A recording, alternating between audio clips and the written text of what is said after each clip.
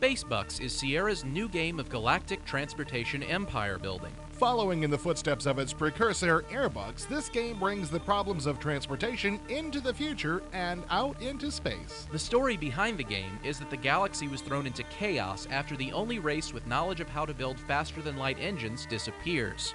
After 40 years of no interstellar travel, the technology is rediscovered, and you're the head of one of 4 companies aiming to reconnect the galaxy's far-flung worlds. You start the game with one ship based on one planet. From there, you have to start negotiating for starport access rights on other planets. Citizens of a planet will always ask for a certain quarterly rent for the starport, but the amount they initially offer up is usually far above their minimum bid. They also may ask that you deliver a certain type of good to the planet each year. According to the manual, they want a specific number of units, but nowhere in the negotiation screen is this indicated. They may also require a special industrial or entertainment facility, especially on the more advanced planets. These things are non-negotiable, and failure to provide them after you've won the contract can cause the planet to kick you out. While your company is formed around one particular race, your business empire is not tied to that race. You can negotiate with and build your routes on any race's planets. Unfortunately, racial tensions still exist in the future and purportedly play a role during negotiations. This may be true, but I've yet to see it overtly represented in the game. If it's there, it's well hidden. Exactly. When you're competing with another company for a particular planet, you can lose, but you're never told why. Was it based on your company's racial affiliations, its safety record, or were you just plain outbid?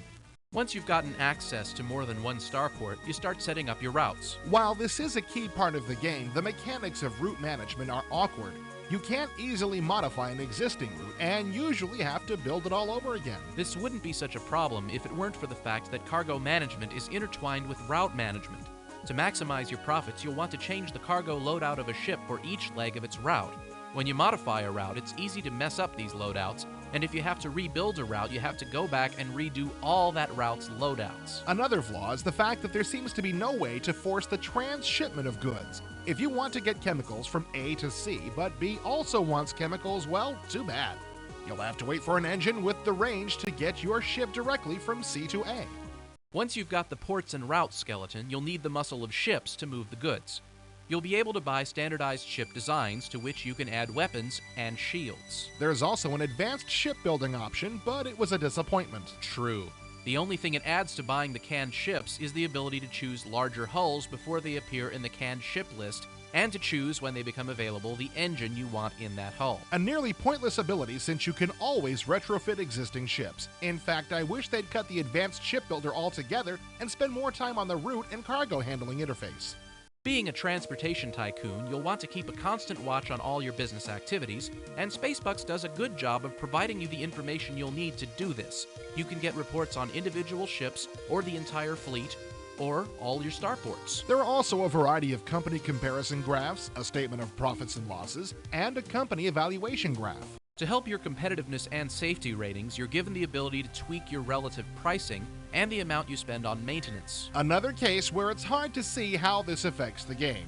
These things sound important, but I've never seen it specifically stated that I suffered one way or the other because I wasn't paying attention to these factors. Subtlety is good, but it would make the game more interesting if the effects were more obvious. As a growing corporation, you may find yourself short of working capital, so you'll have to go to the bank. At the bank, you can put credit away in savings to earn interest, or you can request a loan. One banking feature I didn't like is the auto loan. When your cash reserves run low, the bank will automatically issue you a loan. I would have liked the option to sell off assets instead, especially considering that if you get an auto loan too often, the bank will declare you bankrupt. For earning extra money, I prefer the stock market. Issuing shares in your company is a quick way to get some credits, but watch out, if one of your competitors ends up controlling 51% of your stock, he or she will shut you down. Of course, you can work this in reverse, and this is the best legitimate way of directly hurting a competitor. Of course, if you're tired of legitimate competition, you can always resort to dirty tricks in the form of covert actions like creating scandals, on up to hiring pirates to target the other companies. These can be costly in both upfront cash to shady characters and in the form of severe fines and general bad will if you're caught. If you prefer to play the game nicely but want to protect against the other companies, you'll want to invest in corporate security services. A variety of random events will keep you on your toes. These can be both positive events which of course are pretty rare, or negative ones. which are all too common. You may win a poll for safety ratings, get sued, have ships malfunction, or get notified that a new technology has burst onto the galactic scene.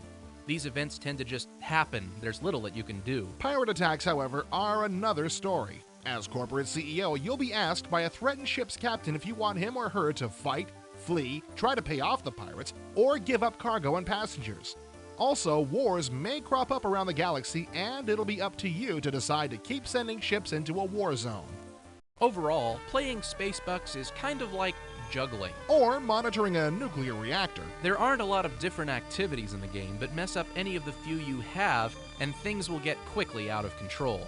Sure, adding more planets, routes, and ships gives you more to do, but that's just like juggling more balls. Or having more dials to watch. And it can get tedious after a while. Fans of business sims who consider themselves beginners may enjoy it, but advanced players will probably get bored, and general strategy gamers could get frustrated.